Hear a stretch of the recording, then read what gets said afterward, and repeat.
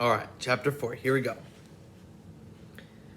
The memory was like a knife cutting into him, slicing deep into him with hate. The secret. He had been riding his 10-speed with a friend named Terry. They had been taking a run on a bike trail and decided to come back a different way, a way that took them past the Amber Mall.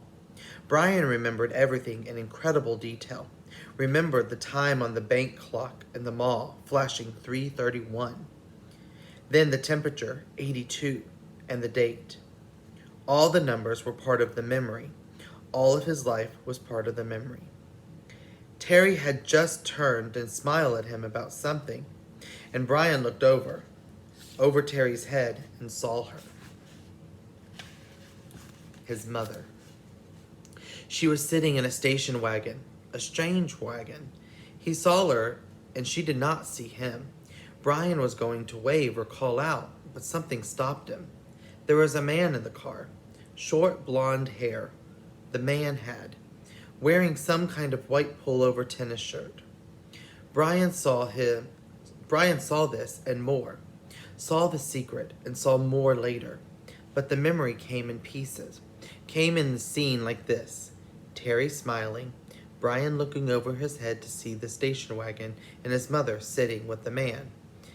The time and the temperature clock, the front wheel of his bike, the short blonde hair of the man, the white shirt of the man, the hot, hate slices of the memory were exact. The secret. Brian opened his eyes and screamed. For seconds, he did not know where he was, only that the crash was still happening and he was going to die, and he screamed until his breath was gone. Then silence, filled with sobs as he pulled in the air, half crying, how could it be so quiet? Moments ago, there was nothing but noise, crashing and tearing, screaming, now quiet. Some birds were singing. How could birds be singing? His legs felt wet, and he raised up his hands and looked back down at them. They were in the lake. Strange. They went down into the water. He tried to move, but pain hammered into him and made his breath shorten into gasp and stopped his legs still in the water. Pain. Memory. He turned back, and sun came across the water. Late sun. Cut into his eyes and made him turn away. It was over then. The crash. He was alive. The crash is over and I'm alive, he thought. Then his eyes closed and he lowered his head for minutes. That seemed longer. When he opened them again, it was evening and some of the sharp pain was abated. There were many dulls and aches, and the crash came back to him fully. Into the trees and onto the lake. The plane had crashed and sunk in the lake, and he had somehow pulled free. He raised himself and crawled out into the water, guttering with pain and movement.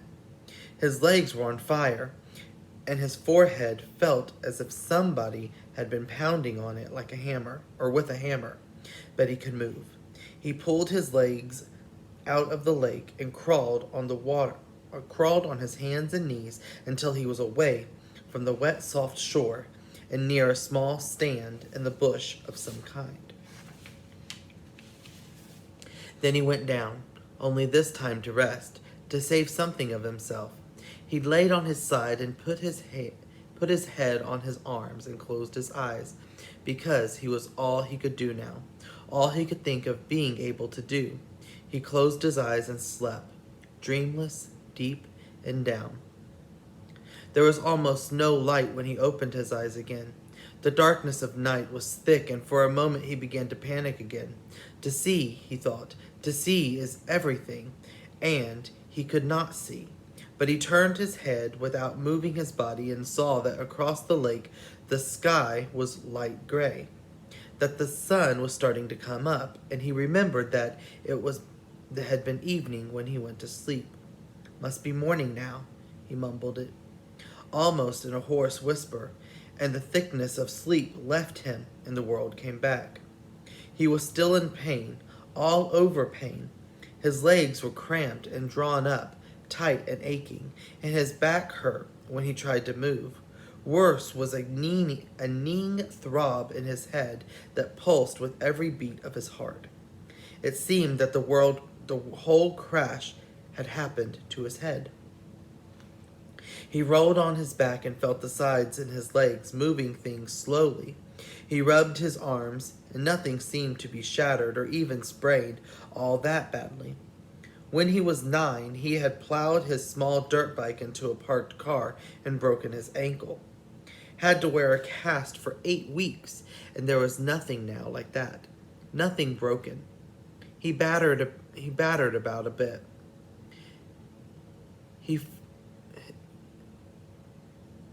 His forehead felt massively swollen to the touch, almost like a mound out of his eyes. And if it was so tender that when his fingers grazed it, he nearly cried. But there was nothing he could do about it, and like the rest of him, it seemed to be bruised more than broken. I'm alive, he thought. I'm alive. It could have been different. There could have been death. I could have been done. Like the pilot, he thought suddenly, the pilot in the plane, down into the water, down into the blue water, strapped in the seat. He sat up, or tried to. The first time he fell back, but on the second attempt, grunting with the effort, he managed to come up to a sitting position and scrunched sideways until his back was against a small tree where he sat facing the lake, watching the sky get lighter and lighter with the coming dawn. His clothes were wet and clammy, and there was a faint chill. He pulled the torn remnants of the windbreaker pieces really around his shoulders and tried to hold what heat his body could find. He could not think. He could not make thought patterns work right. Things seemed to go back and forth between the reality of imagination, except that it was all reality. 1 second he seemed only to have imagined that there was a plane crash, and he had fought out the sinking plane and swum to shore. That it had all happened to someone other person, or in a movie playing in his mind. Then he would feel his clothes, wet and cold, and his forehead would slash a pain through the thoughts, and he would know it was real, that it had really happened. But all in a haze world. So he sat and stared at the lake, felt the pain come and go in waves, and watched the sun come over the end of the lake. It took an hour, perhaps 2.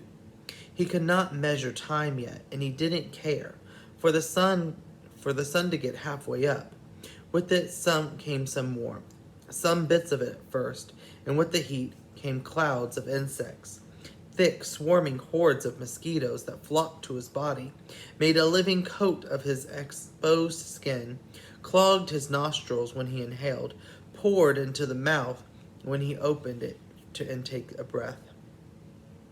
It was not possibly believable, not this. He had come through the crash, but the insects were not possible. He coughed them up, spat them out, sneezed them out, closed his eyes, and kept brushing his face, slapping and crushing them by the dozens, by the hundreds. But as soon as he cleared a space, as soon as he killed them, more came, thick, whining, buzzing masses of them. Mosquitoes had some small black flies he had never seen before, all biting, chewing, taking from him. In moments his eyes were swollen shut, and his face puffy and round to match his battered forehead. He pulled the torn pieces of the windbreaker over his head and tried to shelter in it, but the jacket was full of rips and it didn't work. In desperation, he pulled his t-shirt up to cover his face, but that exposed the skin in his lower back, and the mosquitoes and the flies attacked the new soft flesh of his back so viciously that he pulled the shirt down. In the end, he sat with the windbreaker pulled up, brushed his hands, and took it, almost crying in frustration and agony. There was nothing left to do, and when the sun was fully up and heated him directly, bringing steam off his wet clothes and bathing him in the warmth, the mosquitoes and flies disappeared. Almost that suddenly. 1 minute he was sitting in the middle of a swarm, the next they were gone and the sun was on him. Vampires, he thought. Apparently, they didn't like the deep of night. They liked the deep of night. Perhaps because of it was too cool, and they couldn't take the direct sunlight. But in the gray time of the morning, when it began to get warm, and before the sun was full up and hot, he couldn't believe them. Never in all his reading in the movies he had watched on television about the outdoors, never once had they ever mentioned the mosquitoes or flies. All they had ever shown on the naturalist shows were beautiful sceneries or animals jumping around and having a good time. Nobody ever mentioned mosquitoes and flies. Ugh! He pulled himself up to stand against the trees and stretched, bringing new aches and pains. His back muscles must have been hurt as well. They almost seemed to tear when he stretched, and while the pain in his forehead seemed to be abating somewhat, just trying to stand made him weak enough to nearly collapse. The backs of his hands were puffy, and his eyes were almost swollen shut from the mosquitoes, and he saw everything through a narrow squint. Not that there was much to see, he thought. Scratching the bites, in front of him lay the lake, blue and deep. He had a sudden picture of the plane, sunk in the lake, down and down in the blue was the pilot's body still strapped in the seat, his hair waving. He shook his head. More pain. That wasn't something to think about. He looked at the surroundings again. The lake stretched out slightly below him. He was at the base of the L, looking up at the long part of the shore, part out to his right. In the morning light and calm of the water was absolutely perfectly still. He could see the reflection of the trees as the other end of the lake. Upside down in the water, they seemed almost like another forest, an upside-down forest to match the real one. As he watched a large bird, he thought it looked like a crow, but it seemed larger. Flew from the top red forest, and the reflection bird matched it, both flying out of the water. Everything was green, so green it went into him. The forest was largely made up of pines and spruce, with stands of some low bush smeared here and there in thick grass, and some other kind of very small brush all over. He couldn't identify most of it, except the evergreens, and some leafy trees he thought might be aspen. He'd seen pictures of aspen in the mountains of television. The country around the lake were moderately hilly, but the hills were small, almost hummocks, and there were very small rocks except to his left. There lay a rocky ridge that suddened out overlooking the lake, about 20 feet high. If the plane had come down a little to the left, it would have hit the rocks and never made the lake. He would have been smashed, destroyed. The word came. I would have been destroyed and torn and smashed, driven into the rocks and destroyed. Luck, he thought. I have luck. I have good luck there. But he knew that was wrong. If he had good luck, his parents wouldn't have divorced because of the secret, and he wouldn't have been flying with a pilot who had a heart attack, and he wouldn't be here where he'd have good luck to keep from being destroyed. If you keep walking back from the good luck, he thought, you'll come to bad luck. He shook his head again, wincing. Another thing not to think about. The rocky ridge was rounded, and it seemed to be some kind of sandstone. His bits of darker stone layered and struck into it. Directly across the lake from it, on the inside corner of the L, was a mound of sticks and mud raising up from the water a good 8 or 10 feet.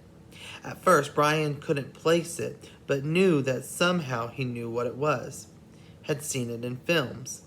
Then a small brown head popped out of the surface of the water near the mound and began swimming off down the short leg of the L, leaving a V of ripples behind him. and he remembered why he'd seen it. It was a beaver house, called a beaver lodge, and a special he'd seen on the public channel. A fish jumped, not a large fish, but it seemed a big splash near the beaver.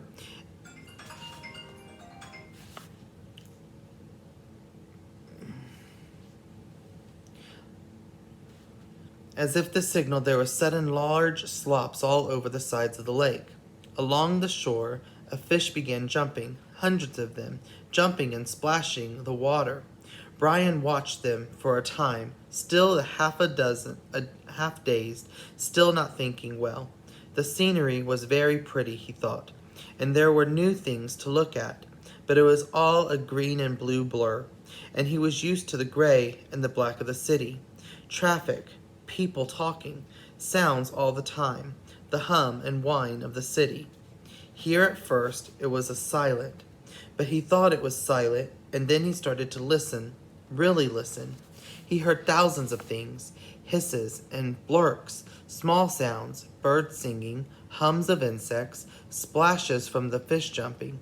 There was a great noise here, but a noise he did not know, and the colors were new to him, and the colors and noise mixed in with the mind to make a green-blue blur he could hear as a hissing, pulsing sound, and he was still tired.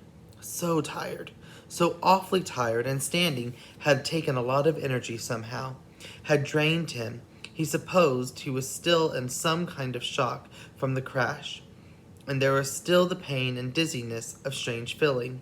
He found another tree, a tall pine with no branches until the top, and sat with his back against it, looking down on the lake with the sun warming him. And in a few moments, he scrunched down and was asleep again. That's chapter 4. Hope you all like it so far.